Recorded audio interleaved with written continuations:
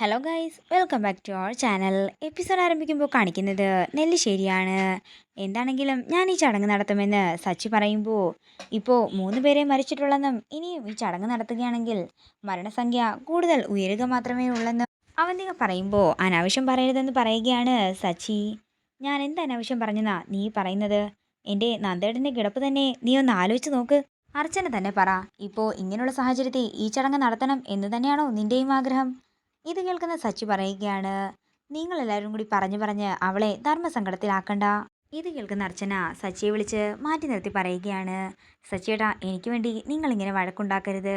അച്ഛൻ എന്താണോ ആഗ്രഹിക്കുന്നത് അത് മാത്രം ഈ നെല്ലിശ്ശേരിയിൽ നടന്നാൽ മതി.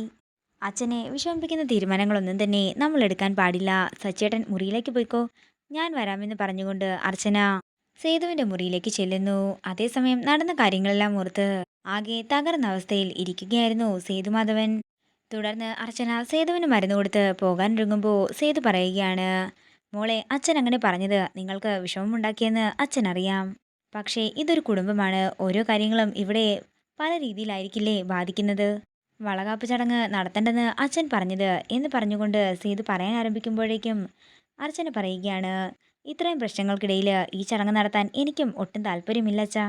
അത് സച്ചിയേട്ടൻ്റെ ആഗ്രഹമാണ്. ചടങ്ങ് നടത്തിയില്ലെങ്കിലും എൻ്റെ അച്ഛനും അമ്മയും ഒന്നും പറയില്ല. പക്ഷേ പേരിനെങ്കിലും ഇത് നടത്താൻ അവരും ആഗ്രഹിക്കുന്നുണ്ടാകില്ലേ? ഇത് അച്ഛനോട് പറയാനായി സച്ചിയേട്ടനെ ഏൽപ്പിച്ചത് പോലും അവരാണ്. ഇതൊക്കെ കൊണ്ടാകും അച്ഛനോട് സച്ചിയേട്ടനെ എതിർത്ത് സംസാരിച്ചത് എന്ന് അർച്ചന വിഷമത്തോട് പറയുമ്പോൾ സേതു പറയുകയാണ്, ഇന്നേവരെ അവൻ എന്നോട് ഒരു വാക്കുപോലും എതിർത്ത് സംസാരിച്ചിട്ടില്ല. എപ്പോഴും ഒരേ മനസ്സോടെയാണ് ഞങ്ങൾ കാര്യങ്ങളെല്ലാം തീരുമാനിക്കാറ്. പക്ഷേ ഇപ്പോൾ അതച്ഛാ സച്ചിയേട്ടനൊന്നും മനസ്സിൽ വെച്ച് പറഞ്ഞതായിരിക്കില്ല. വളകാപ്പ് ചടങ്ങിനെ പറ്റി പറഞ്ഞപ്പോൾ അച്ഛൻ്റെ മുഖം മാറുന്നത് ഞാൻ ശ്രദ്ധിച്ചിട്ടുണ്ടായിരുന്നു. അച്ഛന് അതിഷ്ടമല്ലെന്ന് എനിക്കറിയാം. പക്ഷേ ഇത്ര ആലോചിച്ചിട്ടും എനിക്കതിൻ്റെ കാര്യമൊട്ട് മനസ്സിലാകുന്നില്ല. അച്ഛാ, എൻ്റെ കുഞ്ഞ് ഒരു കുഴപ്പം പിടിച്ച ജന്മമാണെന്ന് അച്ഛൻ വിശ്വസിക്കുന്നുണ്ടോ എന്ന് അർച്ചന വിഷമത്തോടെ ചോദിക്കുമ്പോൾ അങ്ങോട്ടേക്ക് അവന്തിക വരികയാണ്. അച്ഛൻ അങ്ങനെ വിശ്വസിക്കുന്നത് കൊണ്ടാണല്ലോ അർച്ചനെ ചടങ്ങ് നടത്തേണ്ടെന്ന് പറഞ്ഞത്. അച്ഛൻ ഈ വീട്ടിലെ ഗൃഹനാഥനാണ്. എപ്പോഴും നിന്റെ കാര്യങ്ങൾക്ക് മാത്രം സമ്മതം മൂളാൻ അച്ഛനെ കൊണ്ടാകില്ലല്ലോ. സച്ചിയോട് പറഞ്ഞ് ഈ ചടങ്ങ് മാറ്റിവെപ്പിക്കേണ്ടത് നിന്റെ ഉത്തരവാദിത്തമല്ലേ? ഈ ഒരു അവസരത്തിൽ ഇങ്ങനെയൊരു ചടങ്ങ് നടന്നാൽ ഇതിനേക്കാൾ വലിയ ദുരന്തം എന്തെങ്കിലും ഇവിടെ ഉണ്ടാകുമോ എന്ന് അച്ഛന് ഭയമുണ്ടാകില്ലേ? അതുകൊണ്ട് നീ തന്നെ സച്ചിയെ കാര്യങ്ങൾ പറഞ്ഞ് മനസ്സിലാക്കണം. അച്ഛൻ്റെ അവസ്ഥ എനിക്ക് മനസ്സിലാകുന്നുണ്ട്. ഞാൻ സച്ചിയേട്ടനോട് കാര്യങ്ങൾ പറയാം എന്ന് പറഞ്ഞുകൊണ്ട് വിഷമത്തോടെ അർച്ചന സേതുവിൻ്റെ മുറിയിൽ നിന്നും പുറത്തേക്ക് ഇറങ്ങുകയാണ്. പിന്നീട് കാണിക്കുന്നത് അർച്ചന കരഞ്ഞുകൊണ്ട് മുറിയിലേക്ക് വരുന്നതാണ്. അർച്ചനയുടെ കോലം കാണുമ്പോൾ തന്നെ സച്ചിക്ക് ടെൻഷൻ ആവുകയാണ്. എന്താടോ, എന്തു പറ്റി? അത് സച്ചിയേട്ടാ, അച്ഛൻ്റെ ആഗ്രഹത്തിനെതിരായിട്ട് നമുക്ക് ഒന്നും തന്നെ ചെയ്യണ്ട. താൻ എന്തിനാ വീണ്ടും അച്ഛനോട് സംസാരിക്കാനായിട്ട് പോയത്? അച്ഛനല്ല ആര് പറഞ്ഞാലും ഞാൻ എന്താണെങ്കിലും ഈ ചടങ്ങിൽ നിന്നും പിന്നോട്ട് മാറാനായി പോകുന്നില്ല. ഞാൻ ഈ ചടങ്ങ് എന്താണെങ്കിലും നടത്തിയിരിക്കുമെന്നും ഉറപ്പിച്ചു പറയുകയാണ് സച്ചി.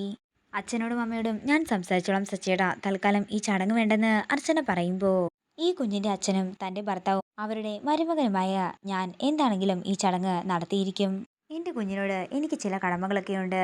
ചില അന്ധവിശ്വാസങ്ങൾ കാരണം എനിക്ക് എന്താണെങ്കിലും അതൊന്നും മാറ്റിവെക്കാൻ സാധിക്കില്ലെന്നും സച്ചി പറയുമ്പോൾ ഇവിടെ നടക്കുന്നതിൻ്റെ എല്ലാ കുറ്റങ്ങളും നമ്മുടെ കുഞ്ഞിൻ്റെ മേല എല്ലാവരും കെട്ടിവെക്കുന്നതെന്ന് കരഞ്ഞുകൊണ്ട് പറയുകയാണ് അർച്ചന. അച്ഛൻ്റെ വാശിയുടെ മുമ്പിൽ ഈ ചടങ്ങ് നടത്തേണ്ടെന്ന് താൻ പറയുന്നുണ്ടെങ്കിലും തൻ്റെ മനസ്സാണ് ഈ ചടങ്ങ് നടത്താൻ ഏറ്റവും കൂടുതൽ ആഗ്രഹിക്കുന്നതെന്ന് എനിക്ക് നന്നായി തന്നെ അറിയാം. താൻ എന്താണെങ്കിലും ധൈര്യമായിട്ടിരിക്കുക. ആരെതിർത്താലും നമ്മൾ എന്താണെങ്കിലും ഈ ചടങ്ങ് നടത്തിയിരിക്കും. അത്രയും പറഞ്ഞുകൊണ്ട് അർച്ചനയെ ചേർത്ത് പിടിക്കുകയാണ് സച്ചി. പിന്നീട് കാണിക്കുന്നത് വൃന്ദാവനമാണ്. വളകാപ്പ് ചടങ്ങിനെ കുറിച്ച് സംസാരിക്കുകയാണ് അനൂപും കമലയും. ഇത് കേൾക്കുന്ന മീര പറയുകയാണ്, നാളെ എന്താണെങ്കിലും ചടങ്ങിന് ഞാൻ വരില്ല. ആവണി മോൾക്ക് സ്കൂളിൽ എക്സാം ഉള്ളതാണ്. എന്താണെങ്കിലും അത് മുടക്കാനും പറ്റില്ലെന്ന് മീര പറയുമ്പോൾ അത് യൂണിറ്റ് ടെസ്റ്റ് അച്ചമ്മേ, അത് മുടങ്ങിയാലും ഒരു കുഴപ്പവുമില്ലെന്ന് ആവണി പറയുന്നു. ശരി, ആവണിമോൾ സ്കൂളിൽ പോട്ടെ, നിനക്ക് വരുന്നതിന് എന്താ കുഴപ്പമെന്ന് അനൂപ് ചോദിക്കുമ്പോൾ ആവണിമോള് സ്കൂളിൽ പോയാലും ഇല്ലെങ്കിലും ഞാൻ എന്താണെങ്കിലും വരില്ലെന്ന് മീര പറയുന്നു. അമ്മയ്ക്ക് കാര്യങ്ങളൊന്നും മനസ്സിലായില്ലേ? ആവന്തിക പറഞ്ഞത് എന്തൊക്കെയോ തലയിൽ കയറ്റിക്കൊണ്ട് നടക്കുകയാണിവള്.